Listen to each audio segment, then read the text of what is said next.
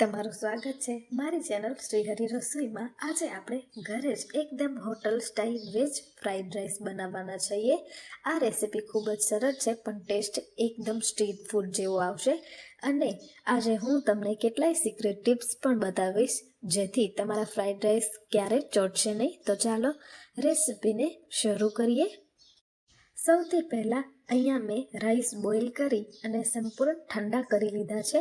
એક વાત ખાસ ધ્યાનમાં રાખવી, ગરમ રાઈસ ક્યારેય યુઝ નહીં કરશો, નહીંતર ફ્રાઈડ રાઈસ ટીકી બની જશે। પરફેક્ટ ફ્રાઈડ રાઈસ માટે રાઈસ એકદમ ઠંડા અને અલગ અલગ હોવા જોઈએ। ત્યારબાદ મેં અહીંયા વેજીટેબલ્સ લઈ લીધી છે, ginger, garlic, onion, spring onion, cabbage, carrot અને કેપ્સિકમ। હવે ગેસ હાઈ ફ્લેમ પર રાખીશું। હોટલ સ્ટાઇલ ટેસ્ટ માટે ફ્લેમ હાઈ ખૂબ જ જરૂરી છે। આથી વેજીટેબલ્સ ક્રન્ચી રહેશે અને સ્મોકી ફ્લેવર આવે છે। ત્યારબાદ કઢાઈમાં તેલ ઉમેરી અને આદુ અને લસણને એડ કરી દેવાના છે। આદુ લસણને બ્રાઉન નથી કરવાના, માત્ર સુગંધ આવે ત્યાં સુધી જ આપણે તેને સાતળવાના। ત્યારબાદ આપણે તેની અંદર ઝીણી કાપેલી ડુંગળી એડ કરી દઈશું।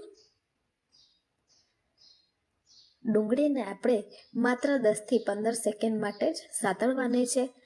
હવે અહીંયા કેબેજ, કેરેટ, કેપ્સિકમ ઉમેરો। વેજીટેબલ્સને માત્ર 1 થી 2 મિનિટ જ સાતળો અને સોફ્ટ નહીં કરવાના। ફ્રાઈડ રાઈસમાં ક્રન્ચી ટેક્સચર જ મજા આપે છે।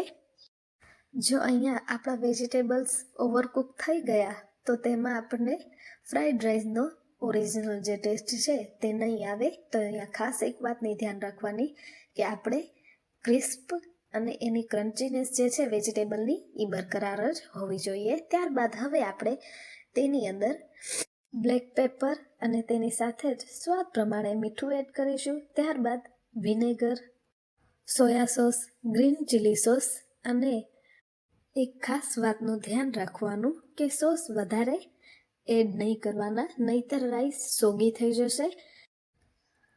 હોટેલ અથવા તો માર્કેટ સ્ટાઇલ ફ્રાઈડ રાઈસ બનાવવા માટેનું આ પણ એક મોટું સિક્રેટ છે।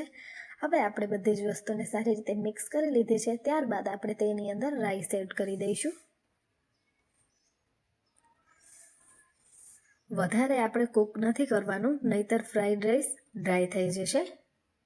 રાઈસને એડ કર્યાના તરત જ બાદ આપણે હલકા હાથે રાઈસને વેજીટેબલ્સ સાથે મિક્સ કરવાના છે। ચમચા વડે આપણે હળવા હાથે જ ફ્રાઈડ રાઈસ બનાવવાના છે।